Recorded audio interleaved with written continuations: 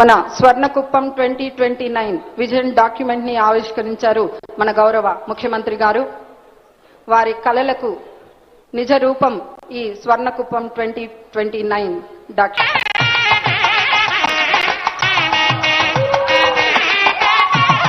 దయచేసి స్టేజ్ పైకి రావాల్సిందిగా కోరుకుంటున్నాము. మన కుప్పం వాసుల కళ ఫలించేటటువంటి క్షణం.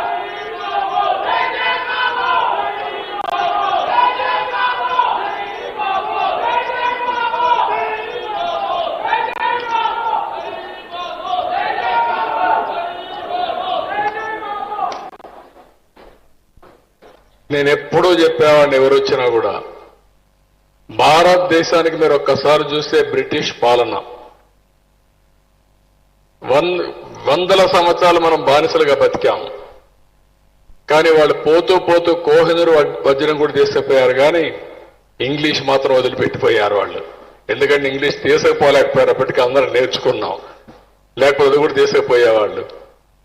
ఇంగ్లీష్ ఒక పక్కన మనం నేర్చుకోవడం, ఎవరు చూసినా మీరు చూస్తే ఇప్పుడు కానిస్టేబుల్ అనే మాట ఇంగ్లీష్ పదం, దానికి తెలుగులో ఎవరైనా చెప్తారా అని అడుగుతున్నా. పోలీస్ అనే పదం ఇంగ్లీషు, దానికి తెలుగు ఎవరైనా మాట్లాడుతున్నారని అడుగుతున్నా. మనకు అలవాటు అయిపోయింది.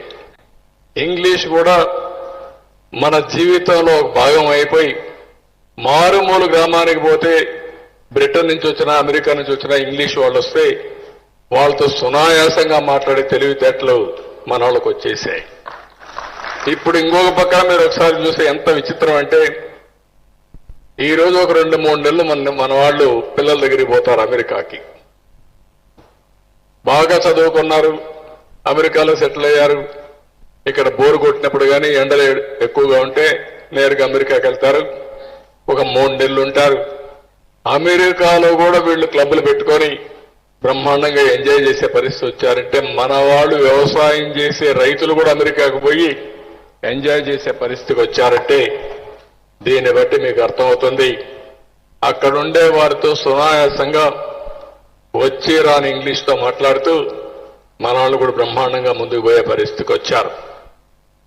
ఈ సందర్భంగా నేను మిమ్మల్ని అందరినీ కోరేది, ఈరోజు నేను వచ్చింది భారతదేశం వికసిత్ భారత్ 2047 తీసుకొచ్చారు.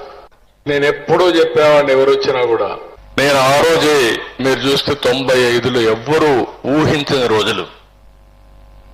విజన్ 2020